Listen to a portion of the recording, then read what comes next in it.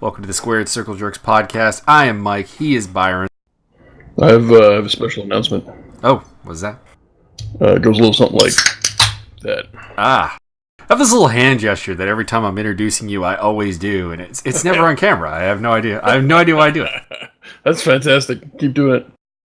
So we're here to talk about WWE and its various facets: Raw, SmackDown, 205 Live, NXT. No pay-per-view this week. Actually, before we get into that, I would like to state for the record, I checked the, oh, Jesus, can't remember the name of the site. Bringing up, Sheezen, Feisen, Top Rated Wrestling, where I always check for star ratings and stuff. Mm-hmm. The Tanahashi match from Power Struggle got 4 3/4, and the Omega versus Beretta match got 4.5. I preferred the Omega Beretta match, but I could definitely see that. Yeah, well, I think briefly go back over them. I'm kind of with you, but I also see that the Tanahashi match brought more sort of drama to the whole thing, so that kind of helped a bit.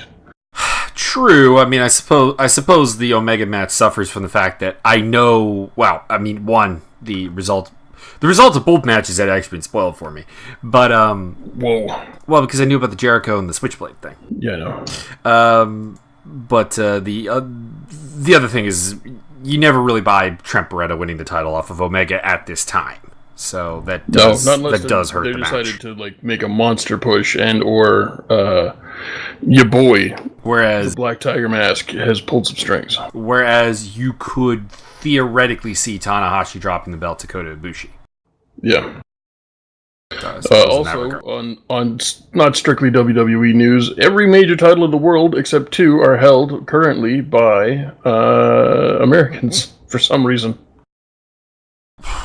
Yeah, that makes largely a fair bit of sense. I suppose. Because America is dominant and great because of President Trump. I detect the sarcasm, and I appreciate that. All right, so we kick into WWE Raw here. The Wobbly Wobbly Bee. I heard that things happened and stuff might have occurred, and Joe is a thing. So Raw opens up with The Miz starting us in instead of an authority figure. So that's a change of pace, although I'd still prefer a match. Yeah, basically, Miz talks about knocking teeth down Baron Corbin's throat for talking shit about his family. This would have worked. Like, the delivery here was good. It's just that Miz has been such a putz for his entire WWE career that correct. I don't believe any of it. No, that's the downfall. People keep talking about, oh, we love The Miz. The Miz is great. The Miz does such great promo work. And, I mean, he does. He gets over. He does. I'm not disputing any of that. But he's so fucking bad in the ring.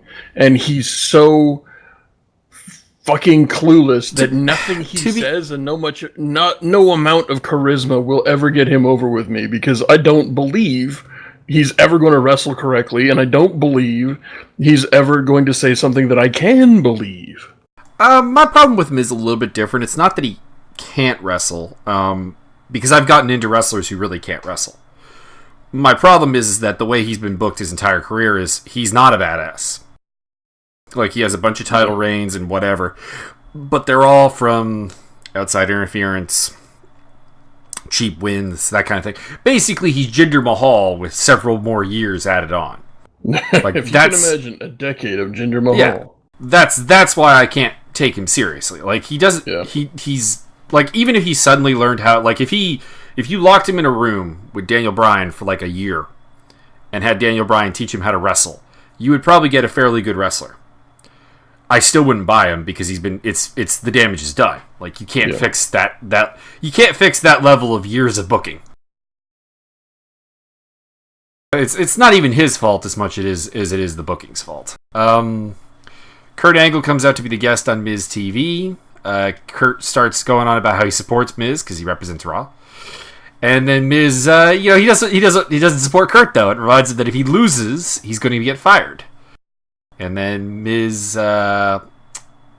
Miz also thinks that Kurt set Daniel Bryan up, which Kurt denies. That's the Kane assault from last week.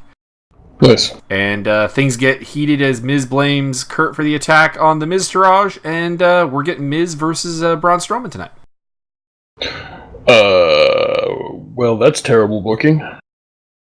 Then we get Elias Sampson for a guitar on a pole match. Vince Russo in the house, everybody. This was bad. He tries to go a cappella for a performance, and then Jason Jordan comes out. And I'm sorry, a guitar on the pole match just isn't interesting. That's just really all I have to say. And the only real things I have to add about this match, other than Jason Jordan won by whacking him with the guitar, is Booker T is really, really bad. Mm-hmm. And Cole is really trying to get Elias over as a babyface, which makes no sense. And apparently Jason Jordan is now Eric Watts. So there you go. Oh boy. Then we move on to the Bar, and they want a title shot. They're just talking about how, Angle made Miz and Bliss defend their titles. It's only fair that Rollins and Ambrose defend theirs, which I appreciated this because it's heels talking sense. And there's too little of that.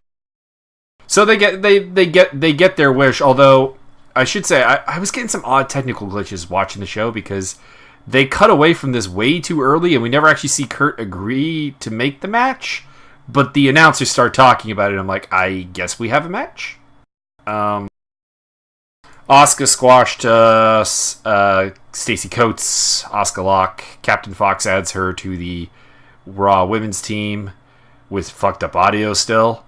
And I'm actually starting to laugh at Alicia Fox doing her airplane captain bit. So, what now? She's since she's become the captain of Team Raw, she's been acting like she's the captain of an airplane. Okay. And she's, you know what? She's actually not bad at it. Like, it's decent comedy stuff. I think it's the wrong direction to take her character if you're going to try to make her something serious, which part of her booking seems to be trying to make her serious, and part of it seems to be trying to make her comedy. And I'm not really sure if that dichotomy works. Then we get Titus Worldwide doing a backstage interview. Basically, we're just setting up Joe versus Titus. And then Titus O'Neil comes out to face Joe. He's got Apollo Crews with him. Joe with the Pearl Harbor. And chokes Titus out and gets on the mic. And it's a Joe promo. So it was really, really good. Talking about how it doesn't matter how powerful you are, like Titus O'Neil. Doesn't matter how athletic you are, like Apollo Crews. Joe will put you down. And he challenges anyone in the back, and it's Finn Balor. Finn Balor. They had matches in the NXT that I thought should have been way better than they were. I can see that. I can definitely see that. I know. I'm definitely on the board with that. I think I've not seen the best match that Finn Balor and Samoa Joe can have. Yeah, that's true. That's kind of why I'm hyped for this, because I'm not that we got it here on Raw, but like on a pay-per-view in the future, I'm hoping we actually get that match I'm envisioning in my head. Yeah, we hope we get like a Joe Prince Devitt match rather than a Joe Finn Balor match. Agreed. Or at least something in between. This eventually goes to a double count out after some pretty good action. Angle comes out to... It looks like he's just going to play the Peacemaker or whatever, but then he's like, that is the exact kind of aggression I want on Team Raw. So they're both on Team Raw. So dysfunctional team for the win. And they continue to brawl. So like it's not even like that pacified them. Bo Dallas is trying to psych up The Miz for his matchup against Braun. But Axel and Miz are not really buying it. And Axel just wants to run away. He's wearing a full neck brace after last week. Because Braun, beat him up.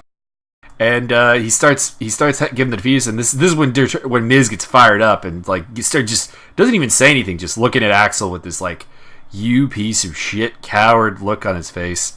And Axel says, or we could just go out there and face Braun Strowman. I think the Miztourage is possibly the best thing that ever happened to the Miz in his entire career, other than his super hot wife. Yeah, I was about to say, I would say Maurice, but yeah, it's just, it's you know what? No, I would say his tag team with John Morrison was better. Yeah, I get. Well, okay. Power rankings. His tag team with John Morrison that finally got people to actually look at him without laughing so hard they were peeing themselves, or Damien Sandow, which got being the Miz more over than the actual Miz, or his super hot wife, or the Miztourage. Where do you rank those? Super hot wife number 1, tag team with Morrison 2, Sandow, Miztourage. That's my power ranking. Oh, harsh but fair. Early days yet, though, for the Miztourage. Could work, yeah, could work its way. Although it's giving Curtis Axel and Bo Dallas something to do, so I'm happy with that.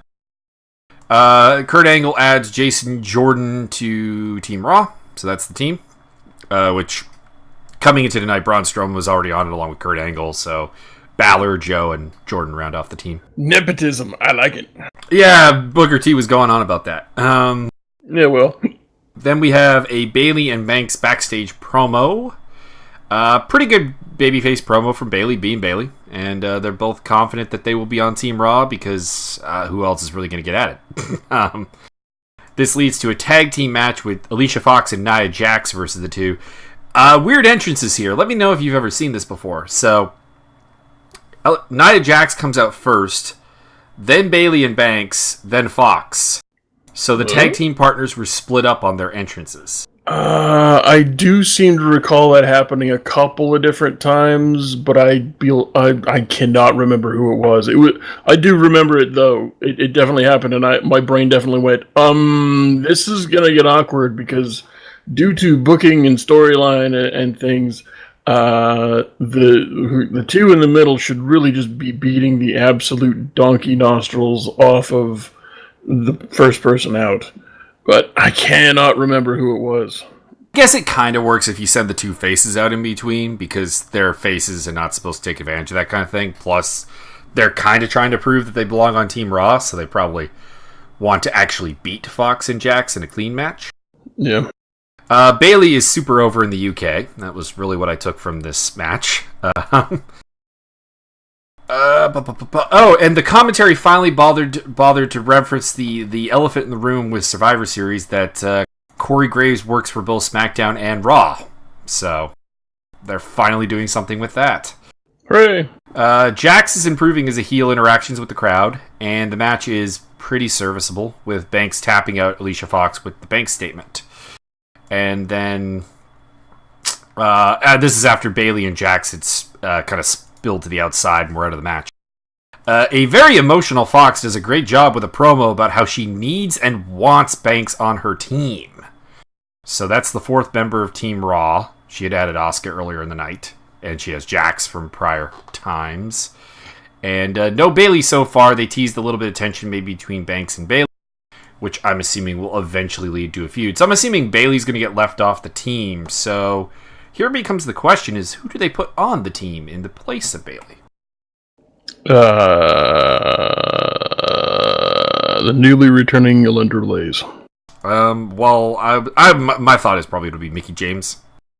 Yeah, I mean, it should be Mickie James, but then again... Because your other options are... Fox shouldn't even be involved. Your other option is basically Dana Brooke. I'd be fine with Dana Brooke as well. They should really... I don't know who or why or what decision was made to put Alicia Fox in charge of any of this. Oh yeah, I mean they're doing some interesting things with the concept, but yeah, Alicia Fox. It would be like putting Byron Saxton in charge of Team Raw. Well, it also within its own universe, it doesn't really make any sense because you had Alicia Fox losing singles matches to Sasha Banks for a pretty long time, and then suddenly she's able to overpower both Banks and Bayley in a 3-way to become the captain of the team. Yeah. She went from annoying girlfriend to whipping chick to new team captain of the world. What the fuck? Well, the thing is, booking this Jinder Mahal. The thing is, you had her win the 3-way, and not like a cheap win. Like she dominated the 3-way to become team captain, and now she's tapping back out to Banks. So it's like, state of your booking, mate. Yeah. This is why, if I was Nia Jax, I'd just go home again. Like, you guys don't make any fucking sense. Yeah. Really weird. Then we got Braun Strowman versus Miz. Braun wrecks shop on all three. Bo Dallas is particularly great during this segment, as he's so very terrified of Braun Strowman. Axel tries to beg off. He's got he's pointing at the neck brace, like, no, please don't. He gets thrown around anyways. Kane comes in. We get a big man brawl with Braun just peeling the choke slam off of him, but Kane no-sells a running power slam, so both guys come up pretty strong. The numbers briefly overwhelm Braun Strowman. For some reason, Kane doesn't help the Miztourage, which actually I was kind of happy with, but doesn't really make a lot of sense storyline-wise. But eventually Braun is like, no, I am too much for you three, and bam, they get laid out. Then we get Renee Young interviewing Seth and Dean. And Dean is basically crazy, doing a good job of that. Seth is playing the responsible one, and they're both badass motherfuckers. So, mission accomplished. Well done, they ought to lose. We'll get to that. Then we get some Enzo Amore coming out. Booker T and Graves are burying Enzo Amore. Which is funny when Graves does it, not so much when Booker T does it, because Booker T is just so generic about it. Like, Graves, you feel like absolutely knows Enzo Amore and does not like Enzo Amore. I have comes off as legit. I have a feeling that next week Booker T will just degenerate into things like, oh yeah, Squacky Decky, Chuck, I'm a face. I don't like this guy because he's a heel. I'd honestly prefer that at this point. He will literally say that on the mic. I'd honestly prefer that at this point. I have a feeling that he has multiple strokes a day, and I don't mean the penis region. I mean in the brain. I will say that this promo was a bit long, and they've done this with Enzo a couple of times, is that there's only so long the promo should be, and they're really pushing the length of how long I can really pay attention to it before wanting some action. Kalisto comes out and picks up a chair and just sits on the chair at ringside. I'm just thinking to myself, okay, this could be good. And then Kurt Angle comes out to introduce that we're getting a Raw debut tonight. It's going to be the Cruiserweight versus the Bruiserweight. And we get Pete Dunne versus Enzo Amore. Get her done. Enzo gets his butt kicked for most of the match until he gets a brief upper hand and tries to cheat to win, but Kalisto tells the ref. And then Enzo eats the bitter end, and that's the match. It was pretty good. Then we had Bliss backstage, where she probably delivered the line of the night, the interview bot. I don't know which one. I think it was Charlie. Is what do you have to say about Natalia? And then Bliss cuts her off and just goes, is an eccentric cat lady. Which I enjoyed.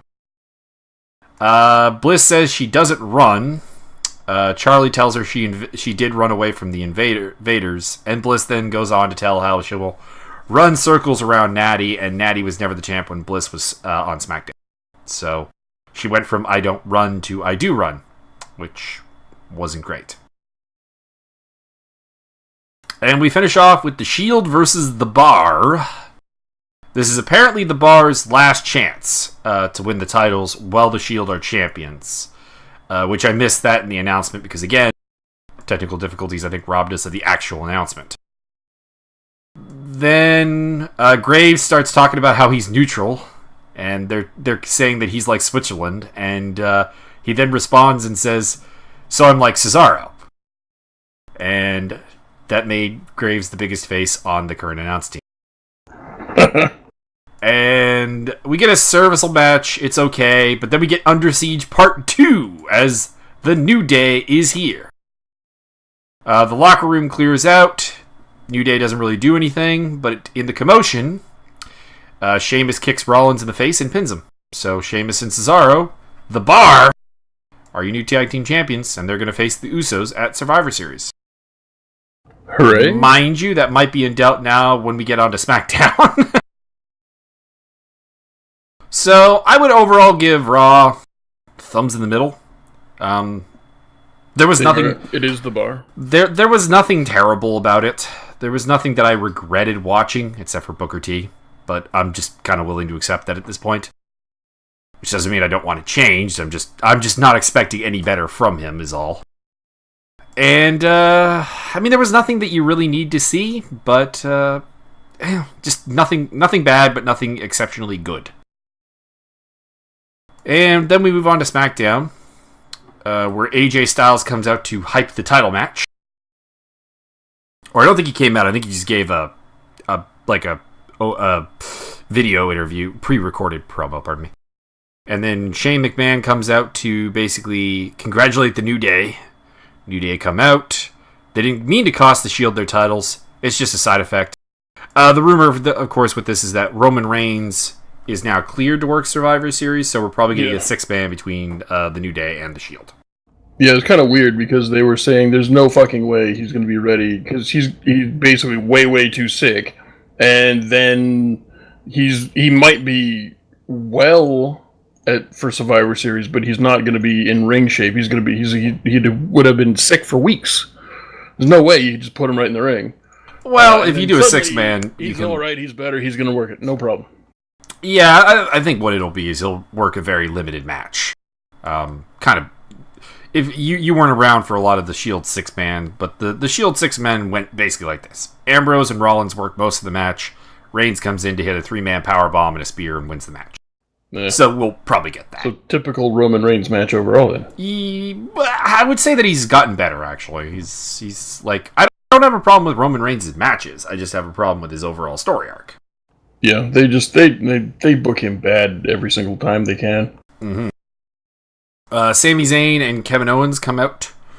They hate to break it, Shane, but he's not cool and should never dance again. The New Day defends Shane. We get some jaw-jacking back and forth about brand loyalty, corruption. We get a paperboy chant for Kofi, or for Sami, courtesy of Kofi Kingston. And we get Kofi Kingston versus Sami Zayn. And we kick off right into this. There's some, actually, I really enjoyed this match because Kofi brought out some kind of, not necessarily new arsenal, but like stuff we don't generally see from him. Like he went a little deeper into the repertoire, which is nice. Mm-hmm. So it was a good match, although the finish was just basically a crossbody, which is not great. Apparently, they during the Shane McMahon promo, they cut certain things because he fucked up. He had announced that Daniel Bryan was going to be on the show next week, which by de facto means he's not here this week. And then the crowd started booing because they wanted to see him, and he's like, "What? I thought you liked Daniel Bryan. Oh, I'm a little slow in the head." So he kind of fucked that up. Yeah, I could see that being problematic. Yeah, it happens. Yeah, so they had to cut that out. Apparently, people were watching it and were really confused as to like what the hell was going on. Yeah, it did feel a little bit spastic, but I just, it's not a live show, so I just assumed there was some cuts going on in there. Yeah. And, so this was a bit of a weird, bad finish to a good match. KO comes in to attack Kofi after the match, but Xavier and Big E make the save. This apparently is where some of the heat with the Owens and Sammy getting sent home was, because they were supposed to go back in the ring and kind of feed for Big E and Xavier to do a little, make them look a little stronger. And they didn't. So... Yeah, apparently that was kind of the topper to a lot of... Well, I don't know. There's a lot of conflict as to exactly what was going on. Some people, I guess, were being rubbed the wrong way by KO's kind of ranting and this, that, and the other. And finally, after all that, plus the apparently it was a total miscommunication. KO and Zayn were probably told one thing, and somebody else was told another thing, and all of a sudden it's KO's fault. And then apparently he was ranting on the bus afterwards, and then they're like, yeah, you know what? Just go home. Yeah, we'll see what happens. We get a Jinder Mahal promo basically saying AJ is an appetizer for the main course that is Brock Lesnar. And we got a Bludgeon Brothers promo. Why? I don't know why. The gimmick is dead. The gimmick is already dead. I know they've killed the gimmick. The gimmick is was kind of alive when it's like, all right, we're kind of hyped for Rowan and Harper to return.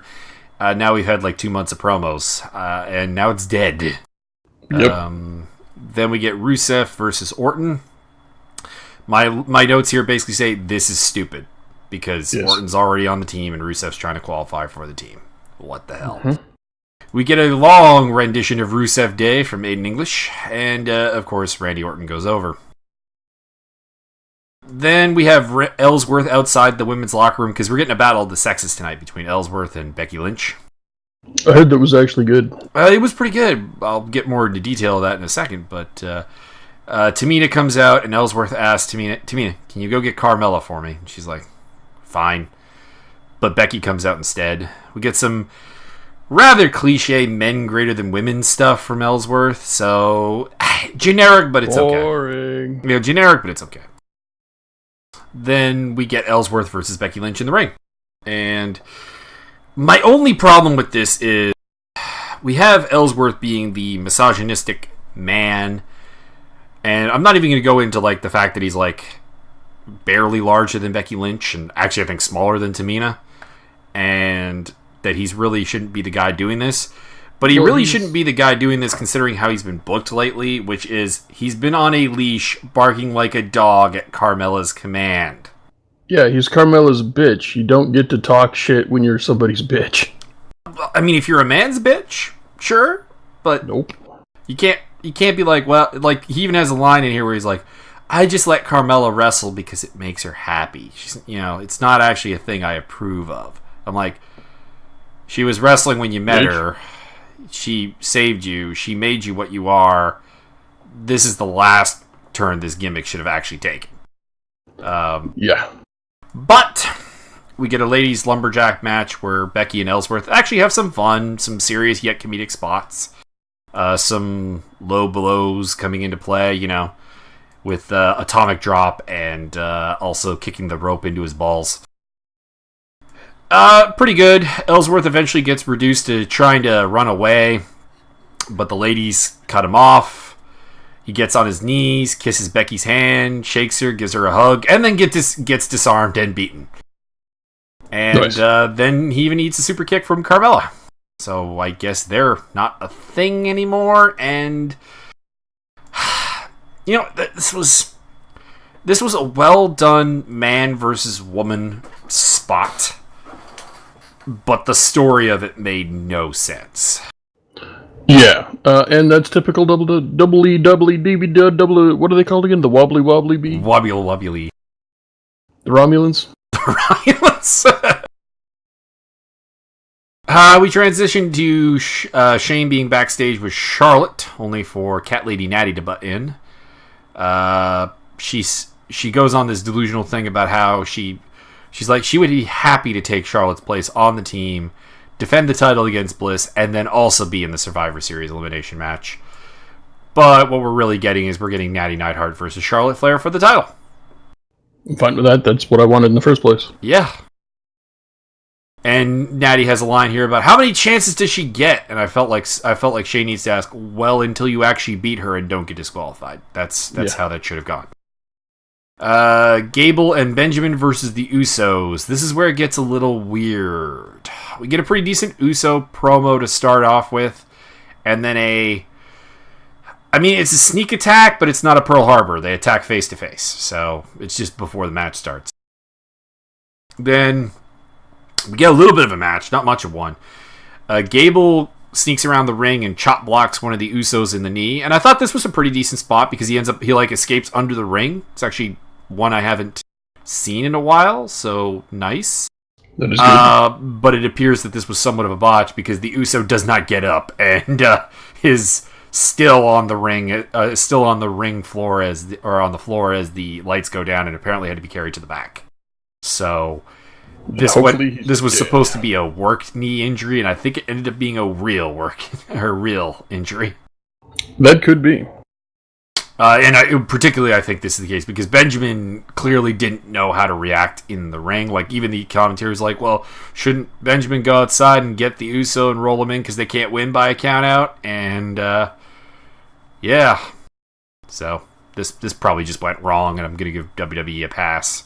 that this was not what they intended. AJ had a promo with Renee, standard stuff, and then we got AJ versus Jinder, and I actually thought that this was probably the best match Jinder Mahal has had. It was actually really good. They made me believe that he was physically powerful, dominant, still had to have the Sings come in there and try and help, and they paid the price. But it was pretty good, and AJ, I think, became the first person to eat the Colossus without getting pinned. He didn't kick out, but he got a foot on the ropes. And the crowd was really into this, which I think that's also what added to it, is the fact that we had a Jinder Mahal match with the crowd actually seriously into it. And in the end, AJ wins the match with a phenomenal forearm. I would have had him do something more, because I know the WWE has treated the phenomenal forearm as a finisher at times, but my permanent association with AJ Styles is going to be his independent days and his Impact Wrestling days, when the phenomenal forearm was really more of a setup move than a finisher. So anytime he wins a match with that, I will always think it's a bit of a weak finish, and it's kind of a weak finish on a title change where Mahal loses the title. And just kind of is in keeping with Mahal's terrible booking as champion. Yeah, they've really kind of ruined his career.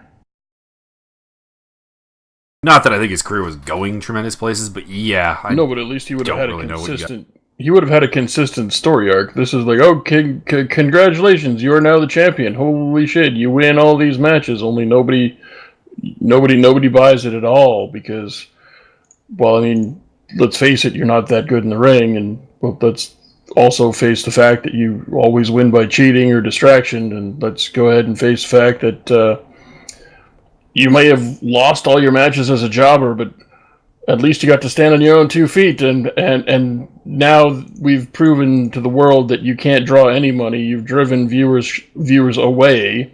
You've driven money away. Our stock is going down in India, so the whole idea of a Canadian being an Indian superstar is now dead, and oh shit, what do? Let's put the belt on AJ. Yeah, everything here just is... I mean, we also have the India tour coming up real soon, so you know that the plan was not to take the belt off Mahal before the India tour.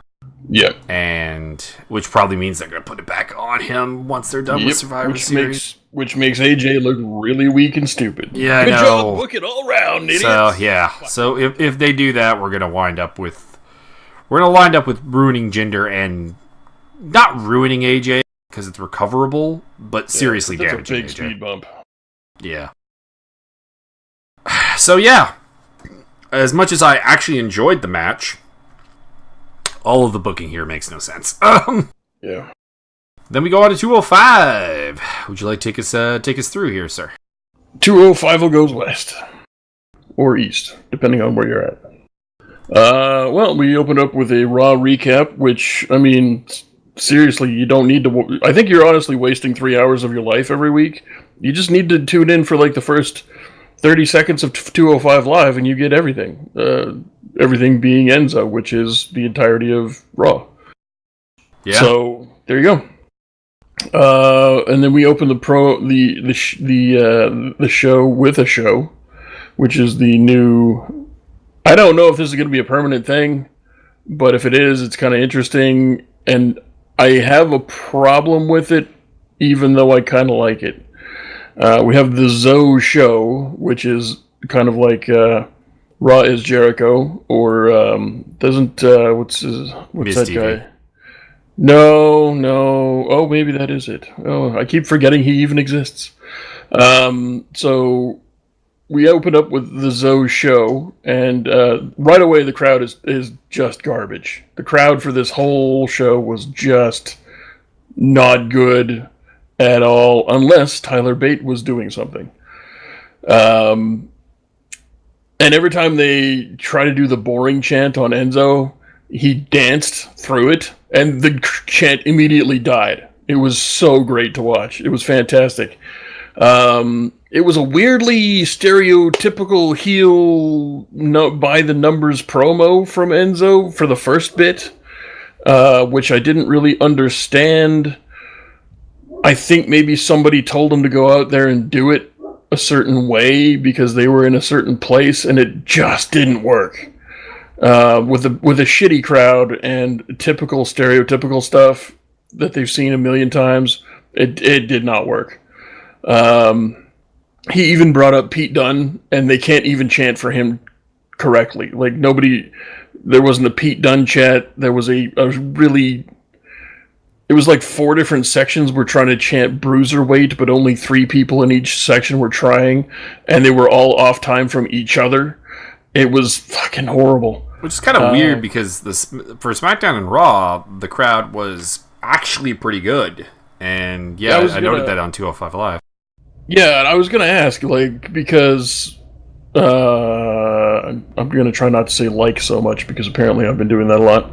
I was going to ask because 205 Smack Dealer, that's the same show as 205 Live. They do 205 Live right after they get some Smack. So I was going to ask if the crowd for the Smack show was hot, cold, good, bad, but I forgot to ask. It was hot. Okay, well then apparently they blew their nut because they were fucking terrible for the entirety of this show, except for when Tyler Bate was doing something. You had a couple of golden lines in this promo. One was it's a fact like a Snapple cap, which if you don't know about Snapple, then you don't get it, and I'm not going to explain it. And then they tried a stupid, boring chant again, and he danced right through it in the crowd, and that chant just fucking died. It was tremendous. I enjoyed it. To me, the crowd was the real heel here. They were just terrible. He calls out a bunch of British wrestlers. The first guy that I really recognized was Joseph Connors, and then later on he introduced them, and one of them was Mark Andrews, and I felt bad for not noticing him. The Mandrews. He unfortunately is not noticeable. Good in the ring, excellent in the ring. He's just not noticeable. I actually didn't notice Tyler Bate because he was kind of turned away from camera and looked very generic. But then as soon as he turned, and he grew a beard. I'm not used to seeing him with a beard, only the mustache. But it looks like he put some size back on them thighs, so he was looking good. And so Enzo went through interviewing people, and eventually young Master Bate punched him right in the mouth. And then Kalisto came down and ruined everything. Oh, man. Yeah, I would agree. I like his new gear, but that's the only nice thing I have to say about this. Yeah, I have him listed here as refried Lucha guy number 5. And it's as if somebody gave him one and only one reaction to anything, and that's to go down, do the same pose, and do a lucha, and tried to get the British guys to do the lucha, or the lucha-cha-cha, as I'm going to call it. And so, Andrews got involved because he's a face, so he does that sort of thing. And the other guy that wasn't Tyler Bate, that's supposed to be a face, got in there. Yeah, Tucker Knight. Oh, no, wait, it wasn't either. But Tyler Bate just kind of what are we doing? You can see him behind everybody going, what are we doing? Oh, we're going to do the lucha thing, okay. That was tremendous. And then we moved, since Kalisto came down, which is, I guess, how some of these people are pronouncing Kalisto. So I have Jack/Listo written down in my notes. The notes, they are very good. Jack Gallagher came down with a brand new theme song. I was very good with that. It's very nice. Very impactful. He mentioned on his way down doing heel promo, since it is his hometown and he's a bad guy, he has to run down Womanchester. And did all the good heel stuff. And deliberately mentioned Cedric Alexander, so they haven't dropped that angle, which I'm good with. Also noticed he had the pinky in the air the entire time he was holding the mic. Very few notes about the match. The match was good. No problems with the match. There were a few... Well, I'm developing a problem. I'm developing a problem with anybody who does the handspring rising Rana thing. Like they're on the ground and then they kind of push themselves up so that their tippy toes barely graze the eyebrows of their opponent, and they try to turn that into a Rana. Don't do it anymore. Never again. I've never been really a fan of the move. It sucks every single time, and I have another one noted later on. It's just bad, unbelievable, shitty storytelling. Don't fucking do it. There was a sick springboard middle of the rope senton. That was pretty good. There was a sick actual Rana that Jack Gallagher sold like $1 million. That would have been the worst Rana in the world if Jack Gallagher hadn't sold that like a champ. And then there was I can't remember what the deal was. He went for, it was like a moonsault. Yeah, Callisto went for a moonsault, which Jack Gallagher turned into a Fujiwara armbar. And all kinds of shenanigans, pulled him back into the middle of the ring, and then Kalisto got up, set him up for the Destino, hit the Destino, and it all fucking worked out. The only problem is that Kalisto is very, very cookie cutter, generic Lucha-ish. He is the refried beans of Lucha. Yeah, refried. I'm going to call him Callisterine because he's the same in every bottle, baby. And to be honest, it's not that Kalisto is bad, because I've seen him do some good things. It's that they are not allowing him to have any character beyond you are the Lucha guy. Yeah. And then he, at the end of it, he did the Luch, because he wasn't moving the other arm for the So I don't know if he was selling the armbar or if he got legit hurt. The sick part of me hopes that he's got legit hurt and we can move on to a different feud because he's got no personality. He's good in the ring, but he's sort of the Rey Mysterio diet light, no salt, no gluten version. Yeah, he's all the generic stuff that they put into Rey Mysterio and Sin Cara back in the day. Perhaps he should tag team with Sami Zayn. And we could work some sort of head trauma angle with Sami Zayn, and he could put on maybe a mask of some sort. Something generic, perhaps. Perhaps. My only real problem with the match is that I don't like how the Jack Gallagher heel turn has been handled, because so the deal was he got tired of losing, basically, right? Of being a clown and getting taken advantage of. They're going more into that these days than they were originally. Yeah, he's losing all the time. So possibly. That's like, give him a win over. You know what? This two birds with one stone. Give him a win over Lince Dorado or something. There you go. Like, gets Lince on TV, gets him a match, and builds Jack Gallagher up as actually a legitimate heel. Yep. Because Jack is an amazing heel. You just got to give him some wins. Correct. But this is the WWE, and nobody ever wins ever. Even when you win, you don't win. And then we moved on to Cedric Mandrew-Zander versus Connor Drake. And Cedric's music is still fucking shit. It's a total mood killer. It's very bad, and you should never play it again. So they will. He somehow made it all the way to the ring without a run-in from Jack Gallagher or Los Brian Kendrick. Unbelievable. Don't understand what's going on. And then Mandrews comes down, and Lil Nate was refereeing, so that's all kinds of good stuff. They played a promo. I found it kind of interesting that James Drake didn't get a little bio piece where Andrews and Connors did. Yeah, Drake totally got a bio piece. Did he? It was totally earlier in the thing. I just didn't feel like saying anything about it. Yeah, but he didn't get one here. No, not here, but he got one. Like, they played one after, I believe, after the Zoe show, but before the Listo match. Okay, so I just totally missed that. That's my bad. Yeah, they definitely had one. It was alright. It was nothing special. I was not really sold on him, but he did okay in this particular match. They did the promo piece on Mr. Joseph Connors. If you're not familiar with Joseph Connors, you are doing yourself a disservice. One thing you can really tell from this promo package, he loves that tongue. So, ladies, step on up. They started the match, and shit crowd was totally shit, and they, to combine with shit crowd, they were calling for moves way too loud. If the crowd had been kind of indifferent, at least, and not total shit, then that would have been covered up pretty easily, but they should have realized right away they can't say stuff really loud. There was another really shit Rana. I believe it was Cedric Alexander did shit Rana number 2 of the night.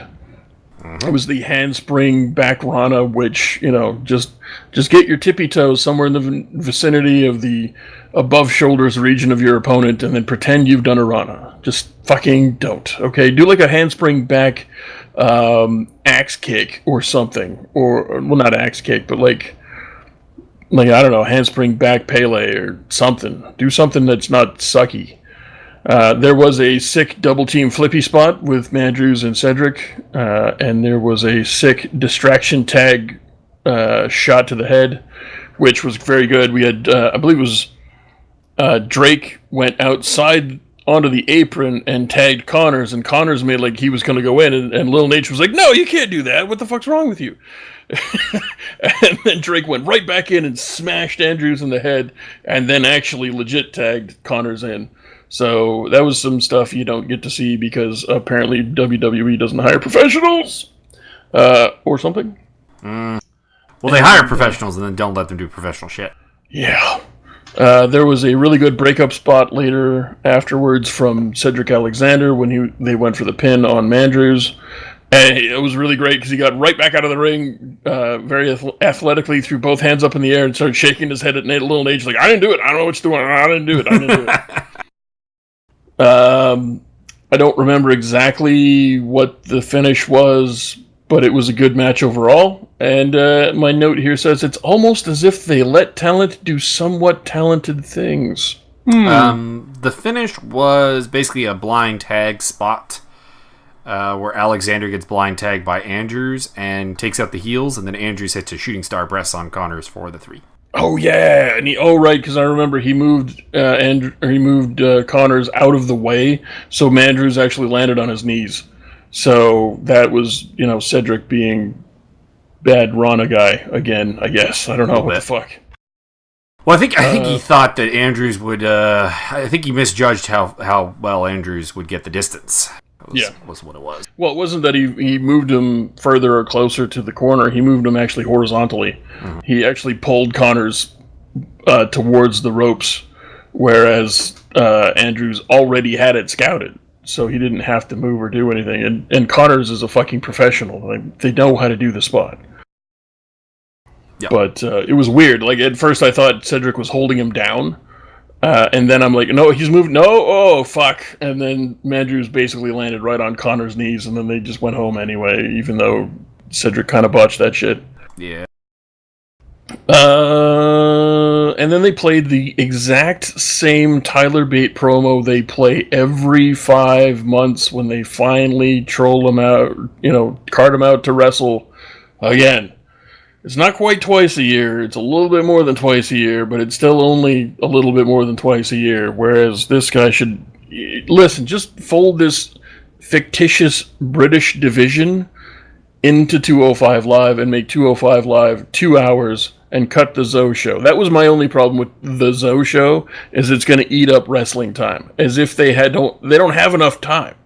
Well, I would keep the UK title idea, but like most of these guys are 205ers anyways. I think there's I can't think of a single one of the British guys they've actually relatively retained, except for Wolfgang, who isn't a 205er. Trent Seven, I guess. But outside of Trent Seven and Wolfgang, I'm pretty sure all of them can make 205 without any real problematic issue. I think Pete Dunne weighs 205, for example. And Tyler Bate can make it, and all the guys who were on today's show can make it. So just add them to the 205 division until you get your British show sorted out, and use that to get them exposure. That could work, or you could just, again, this goes right back to 205 Live and NXT are online, streamable only network shows. You can do whatever you want on your own network. Make it 2 hours. You've got enough talent. I think with the 2 hours thing with 205, you do still have the problem that you're filming after SmackDown, and we've had. Well, that's why they need to make it its own show. Like, send 205 Live in a day ahead of time. Have them prep the city, right? Tickets will be, I don't know. You could even have them work the same venue. Tickets will be half price the regular show. If you can't get to the regular show, you can go see 205 Live for fucking half price. Have them do it on, I don't know, well, this whole Monday, Wednesday shit, or Monday, Tuesday shit, it's too close together. They should go back to the Monday and Thursday. But that's just me, I guess. Well, they always film Monday and Tuesday. It's just that SmackDown was on tape delay and played on Thursday. Well, then maybe they need to go back to that. I don't know. But this Monday, Tuesday thing isn't... I think it's really actually hurting them. I don't have any proof of that. It's just a feeling. But they need to make 205 Live its own show with its own crew. Or you can have them work with the SmackDown crew and send them in a day early. Do the smaller venue. Do the same venue. That way you don't have to take down and set up. Do something. But you can do it because it's your own show on your own network. You could do these things. Mm-hmm. I don't. I mean, if you want more NXT talent to have more screen time, make it 2 hours. Yeah, I think it's definitely the case, and also, just in general, like, you have a 1 hour TV space and you're not making use of talent. Like, we've kind of said this repetitively with Grand Metalik to a degree, and particularly with Lince Dorado, or for the longest time, there was a dude in the 205 opening credits that I swear never wrestled on 205. Yeah, or Ho Ho Lun. He's not there anymore, but like I remember always watching the opening credits going, that dude, I don't know who that dude is. And I mean, they keep trooping guys out. They're like, oh, you might remember him from the Cruiserweight Classic. I'm like, no. Well, for one thing, I've never seen the Cruiserweight Classic, and for another thing, why the fuck isn't he on 205 Live? You fucking idiots. Yeah. Oh wait, because you can't even use the guys you've got on your roster because you have enough. Make it an hour and a half if you don't want to do 2 hours. I don't even mean like a time increase necessarily. I mean like they've just recycled storylines repetitively. Like, case in point, we had Drew Gulak versus Mustafa Ali, No Fly Zone, etc. And then like less than a month later, it's like, and Drew Gulak versus Mustafa Ali again. People, I've seen this. It's good, but I've seen this. And then he moved that promo he moved that program right in with Tozawa, which, I mean, is fine if that's your character. You just go on with your character. But, it seems like they don't know what they're doing. And they also swear, like, have their nuts in place. I also swear, like, Daivari lost to the same people, like, 7 times each. Yeah. Like, you've got other guys, and even if you didn't... You've got other guys on contract from the Cruiserweight Classic and the British tournament that could be those other guys. Joseph motherfucking Connors. Yeah. You've got Andrews. Yeah. Yeah, I don't know. I have no idea. I did like in Zoe's promo the fact that he said Andrews is like overweight. He can't get down to the weight limit when in reality he weighs, I don't know, like 130 pounds. I think it's 150. Well, they said 150, but I don't believe it's 150. It works when I compare him with the people I've seen him work with. I'd say probably around 150. It could be. So, the main event of the evening was Tyler Bate versus Enzo, and the crowd went fucking bananas because Tyler Bate was here. Enzo came out, immediately dropped the mic, so no double promo for the night, which is a good fucking call because this crowd is fucking shit, and you wouldn't get any reaction, or you'd get a bad reaction. They wouldn't even get a heel reaction, you'd just get some shitty, dumb shit. They opened the match with a couple of really excellent scrambles, which I enjoyed. They seem to have left the M out, so it says excellent scrabbles. So they were very good at spelling. There was a really cool pull out of the corner wheelbarrow elbow drop thing that Zoe pulled off. That was fucking cool. I hadn't seen that. I don't think I've seen that before. I'm sure it's probably been done before, but I don't know anybody who made it a signature move. It'd be kind of weird to pull off all the time. At one point, I'm pretty sure Nigel McGuinness saw himself on the monitor because they were filming back across the ring and showed the commentary crew, and you could hear him hesitate. He's like, yeah. So I'm pretty sure he's like, oh, that's me. Commentating. This was a really good match. Tyler Bate works really well with Enzo. I don't know if it's Enzo coming along in his wrestling repertoire, or if it was Tyler Bate, the 13-year-old wunderkind, pulling the match together, but they work really, really well together, and I enjoyed the match. I enjoyed every match on this card, even if I didn't particularly enjoy some of the wrestlers that were in them. Yeah. I think it's a little bit of column A, a little bit of column B. I think Enzo is getting better. I don't feel like he's going to die anymore, which is good. And Tyler Bate is also fantastic. So I think it's a little bit of both. The only thing that I did not get that I usually enjoy is I missed Nigel McGuinness reacting to Andrew Garlick's PowerPoint presentation. Because he always has this weird PowerPoint. He always has this weird yes, it's this almost secret thing that you're not supposed to hear him say, and so pumped for it. I enjoy it every single time. It's great. I do as well. Nigel McGuinness doing heel commentary like a heel commentator's supposed to, by the way. Yeah. That brought us on to your boys in the next DT. NXT started on a real high note for me, and it never beat that. No. I mean, the main event was damn good. So, I mean, it bookended itself. We started out with Heavy Machinery versus Team Unknown. They didn't get up. They didn't get into it. It was Chris Payne and Sean Maluda. Sean Maluda's actually been in a couple of NXTs, so it's a bit weird he didn't get at least an intro. Fair enough. Again, you might remember him from the Cruiserweight Classic. I'm like, fucking no, because you never show him ever.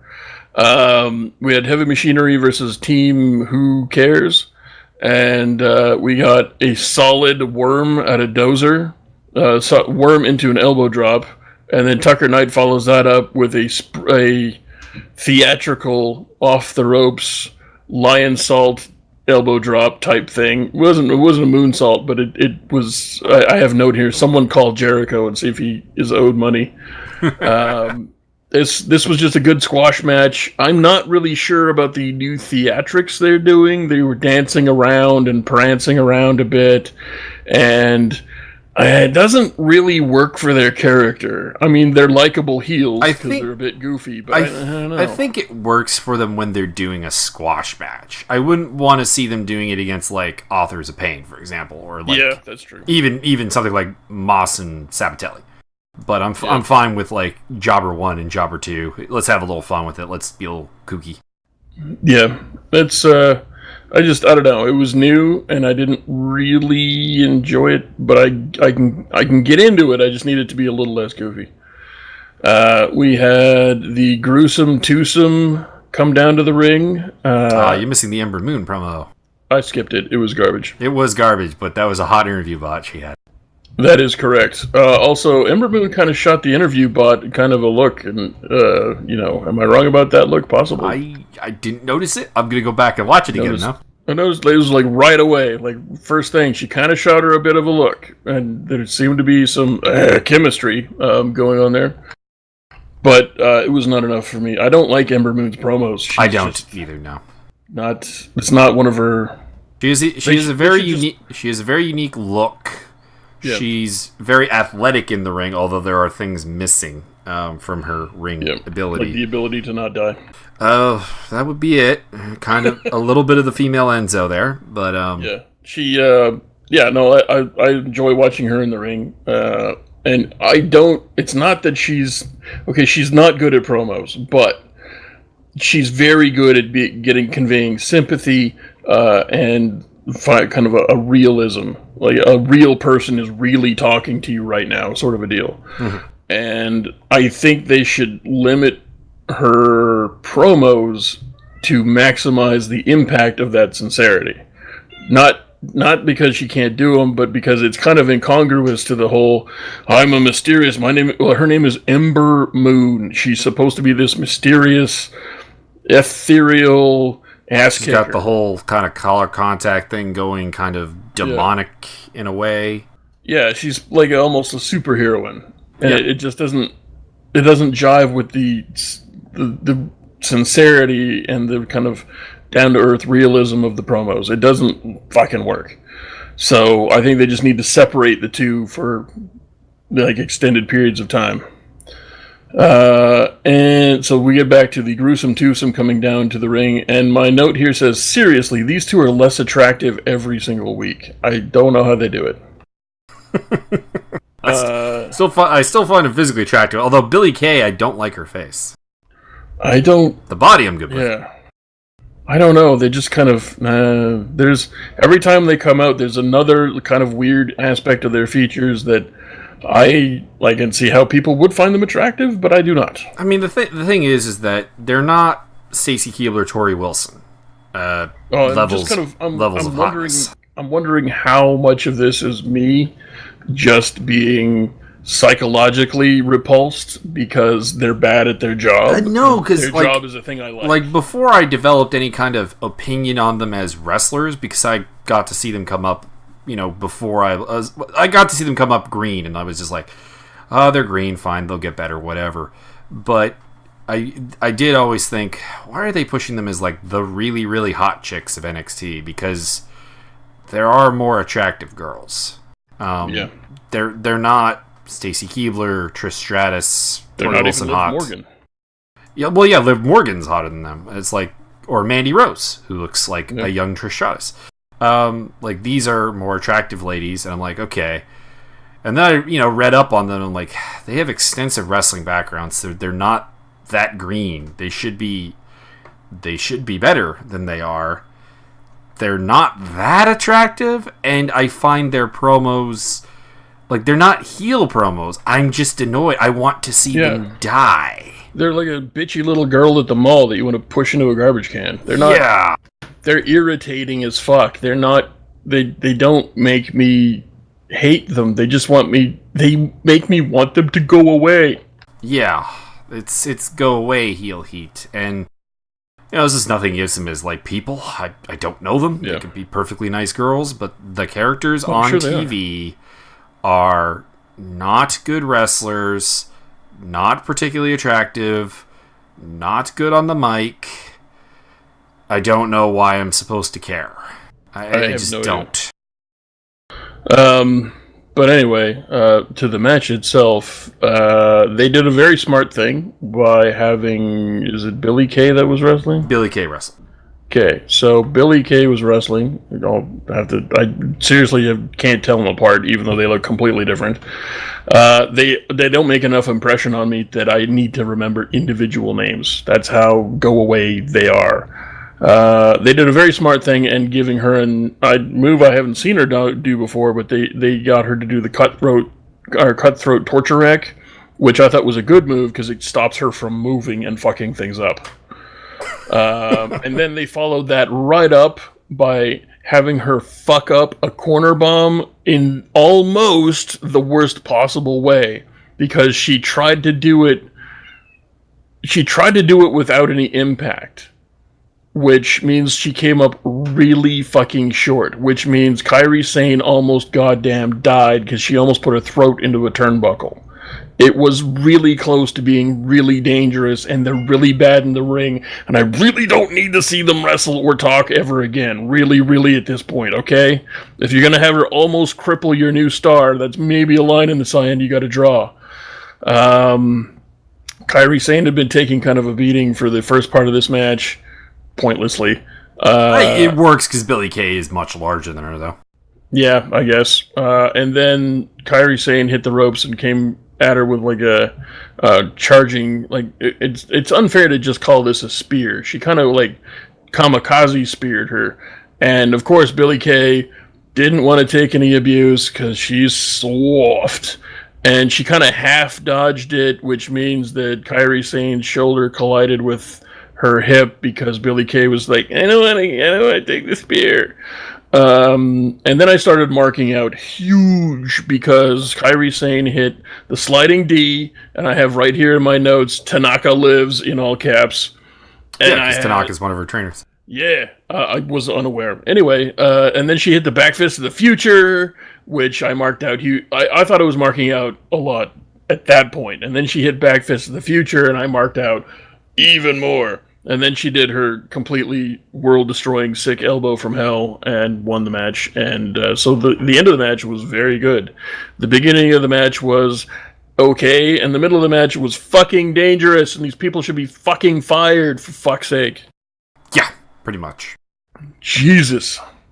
Then we had a interview segment with Mr. Regal, sir, if you please. And he was hanging out in the orifice, and Mr. Hero walks in wearing a Claudio Castagnoli t-shirt. I was watching what I consider to be William Regal's greatest moment in WWE. It's when Daniel Bryan is cutting a promo on Miz on NXT Season 1.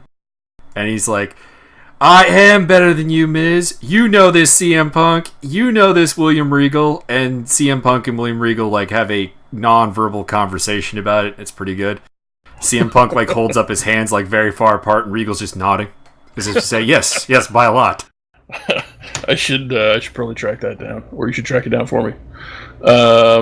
So we had Mr. Hero, Chris Hero walked in wearing a Claudio Castagnoli t-shirt, aka Cassius Ohno walked in wearing a Cesaro t-shirt. I'm not sure why it had eagles and American flags on it, but I like it. I think it's funny. It might have been, I think it was his real American t-shirt when he was with Zeb Coulter. Oh, that's hilarious. And Hero basically says, listen, I'm on a roll. We got this War Games thing coming up. I need an opponent, and I want Large Sullivan. And Mr. Regal's like, all right, you got it. I don't know if you want it, but here it is. I'm not here to protect you from yourself. Yeah. And then we had a little promo. I have one note here about the constant promos that they kept throwing out about War Games. Like, I get it. I'm watching it. I'm watching fucking... I will watch. Just calm down. But I really hope that Roddy Strong comes out in some AOP branded riot gear, a la Angle in the Shield. I really hope that's a thing. Yes. And then there was a promo from, I believe, somebody on commentary called her Zolino Voga. I missed the complete butchery of her name, but it was pretty fucking bad.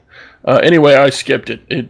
Her promos are not a thing I enjoy or really want. My problem with her promos has not really anything to do with her. It's that you have her trying to do a Mexican accent, and she's not very good at it. And we know she's not very good at it because she was trying to do this with LAX and Impact Wrestling. Wasn't she Puerto Rican? Yeah.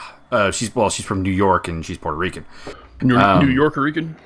So yeah, New Yorker Rican.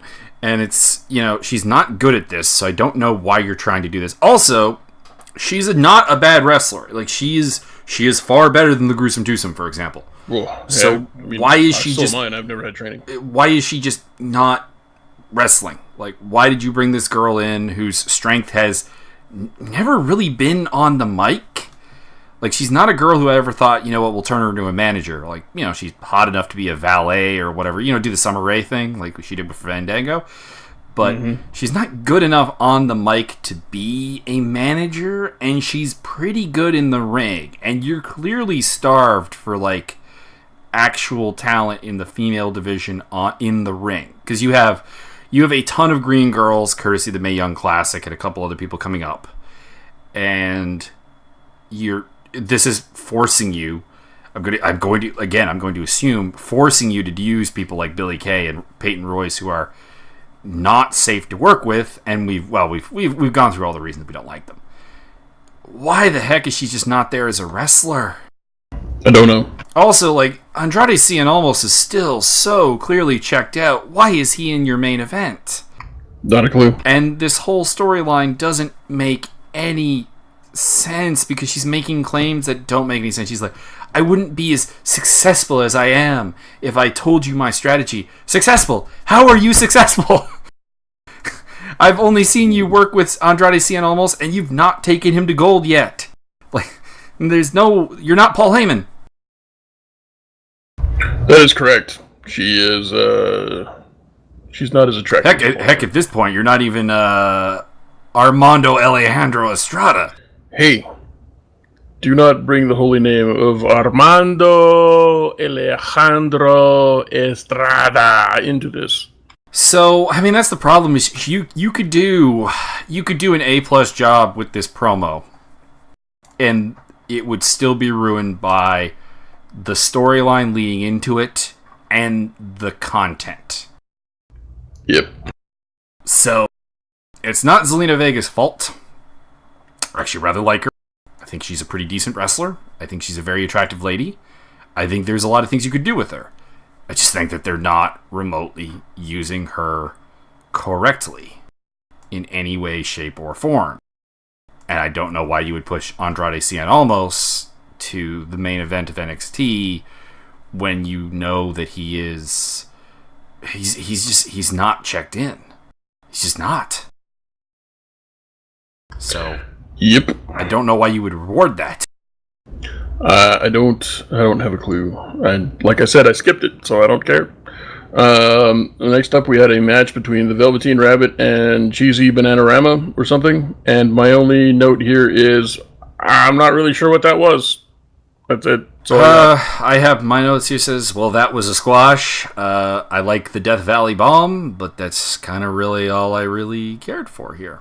Yeah, and then he cut a semi promo saying he wants Aleister Black's lips or something, and it was weird. And he wants Aleister Black to say his name, which this whole thing to me doesn't really make any sense with his character. No, I don't. Because his character is supposed to be that he's too cool and too good for all that stuff. He doesn't need attention. As a matter of fact, if he doesn't enjoy the attention, then I mean, you just don't get an interview. Yeah, so it doesn't make any sense. Then we had apparently my note here says after their little introduction, they're trying to sell me on Ruby Riott having a legit injury, and I said, and my note here says, seriously, they're trying to sell DeVille as a person who could injure someone on purpose. That fuck up. And then, like, if you want to, we have any doubts about that, I mean, DeVille can do a heel hook and injure you. I don't doubt that, but it's not impressive. Yeah, no, I don't care. And then they moved into like some interview kind of thing in the back with way too many microphones on camera, and the doctor having to like climb up out of a pit of microphones to talk to his patient, I guess. And his only you're gonna need a couple more weeks to rest. Okay, cool. And then Sonya Deville shows up, and her promo's just as bad as the wrestling, and I really don't need to see or hear from her. So I skipped all that shit. I don't have like Sonya Deville, super green. Sure, give her more time off camera to work on it, and give her someone who knows how to transition the whole MMA gimmick into a wrestling style, because it's not working. Now, in comparison to say Billie Kay and Peyton Royce, she could be repackaged and maybe turned into something, perhaps. She's, new enough that I'm going to willingly say, okay, maybe she can learn. Whereas, the Australians, I feel like they should have already learned. And if they haven't by now, that's dead weight. So I feel bad for Ruby Riott having to maintain this program, basically. And not move on to something better. Yep. And then we moved on to another horrible fucking interview promo segment thingy with the Street Hookers against Vito Shabba Ranks or whatever, and that other guy, and I guess they're kind of rich or something, and they're all just as bad as Sonya Deville. And I skipped the majority of this too. I'm kind of interested to see where these guys' matches go, because I have some hopes for them. Like, Street Profits are over with the crowd. I don't particularly know why. I'm kind of with you in the fact that they're not doing anything for me, but the crowd is into them, so fine, give them a push.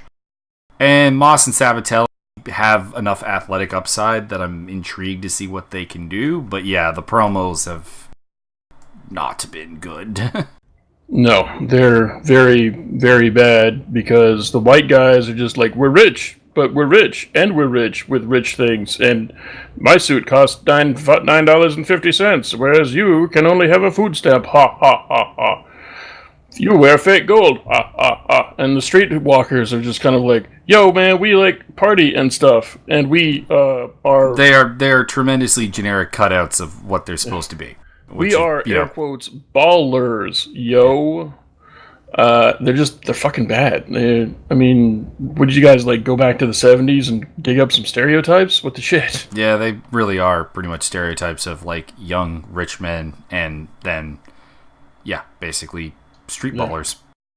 Yeah, street guys who don't actually have money, but are pretending to have money in the hopes that maybe they will acquire money, which is a really, really old hip-hop trope.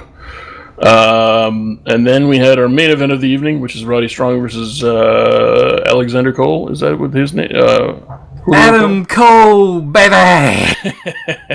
I don't have any notes on the match. I just thought it was really good. I just enjoyed watching the match. I didn't bother writing anything down. There's a couple of sick backbreakers, a good super kick or two.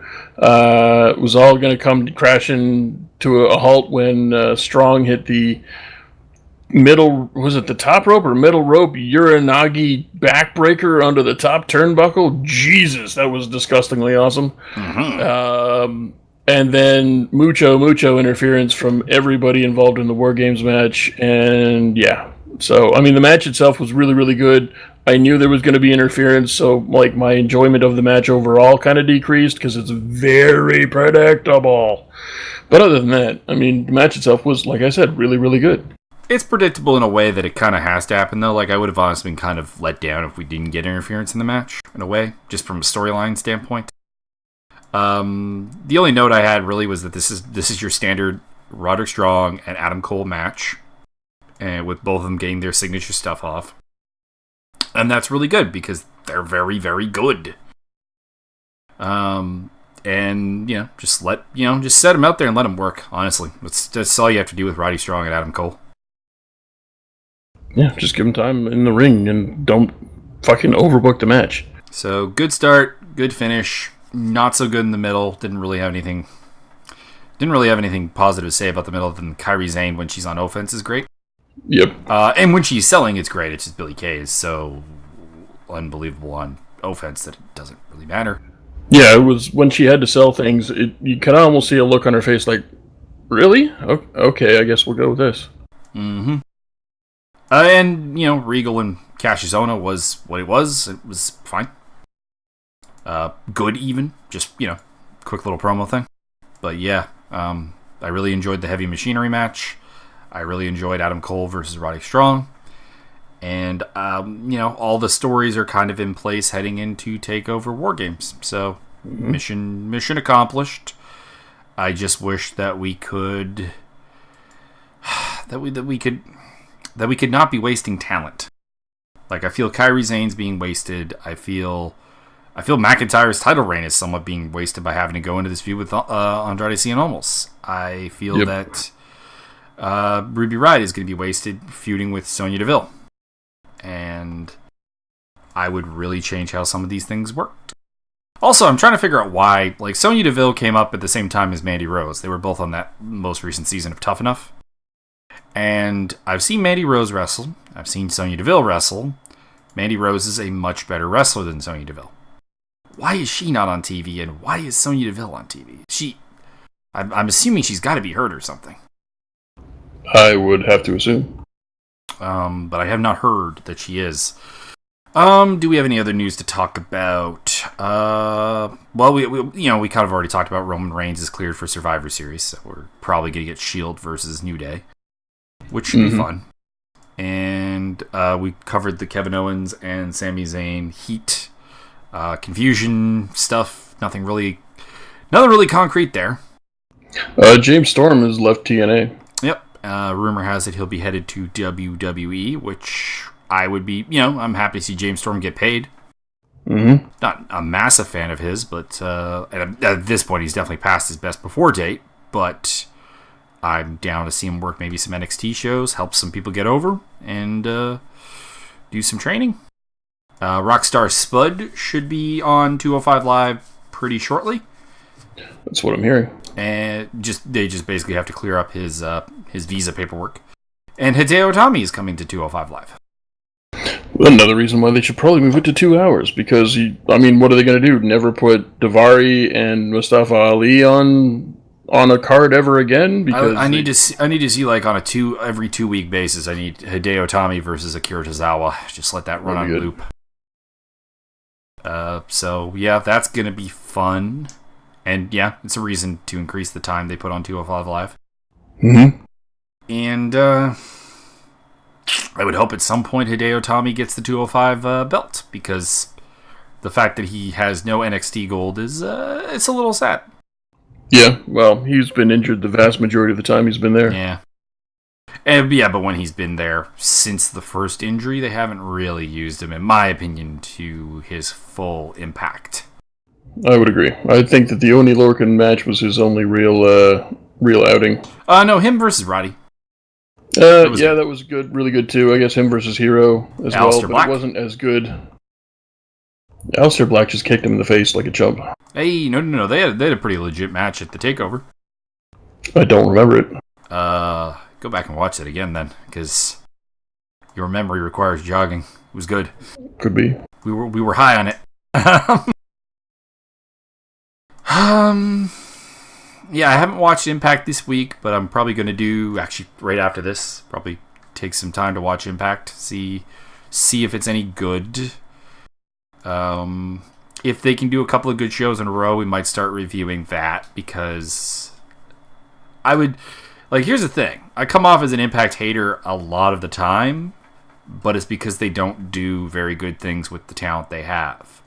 If they did, I would be praising it nonstop. Like, a lot of people have been like, why do you want it to go to business? Why do you want wrestlers to not have jobs? I'm like, I want wrestlers to have jobs. I want options, because that allows people like, for example, Sami Zayn and Kevin Owens to go ply their trade elsewhere when WWE keeps screwing up. Yep. That being said, I don't want to reward incompetence. That's what it comes down to. I would agree wholeheartedly. And at various points in their history, Impact/TNA have been very, very bad. But right now they seem to be doing an okay job. So we might end up with that on the card. Before I forget, Lucha Underground Season 4 confirmed! Ooh, I like that. That was posted on our Facebook page. Although I didn't get a link on it, so I may have just hyped everyone up for nothing, but it seems like it. Hang on. Talk to the people. I do a quick search. What's up, people? What's going on? You like stuff? I like stuff. Stuff's fun. Especially, beer. So everybody make sure to send me beer. Otherwise... here we go. Courtesy of SportsIllustrated.com. Whoa. Lucha Underground will return for a 4th season. Excellent. Lucha Underground head writer Chris DJ Joseph. Many of your famous. Some little DJ video DeSantis? popped up there. DeJoseph, pardon me. Also known as Big Dick Johnson from WWE. Oh, nice. We are so excited for our supporters, our believers. We're also excited to work on the project with everyone involved, from the network to MGM to the performers. The crew is proud to create. We want to continue to be the most innovative, exciting, and unpredictable show in professional wrestling today, which they are. Pretty much, yep. It will come in 2018. Nothing more specific about that. I wonder who's still under contract. Doesn't say. And just hints that some storylines will be. He says, we have some major stories that need to be followed up on. We have some questions that need to be answered, questions that need to be asked, and everyone wants to know what happened to Dario Cueto. So, victory in the wrestling world this week. Indeed. And until next time, he's Byron. I'm Mike. And get off Byron's lawn. Word.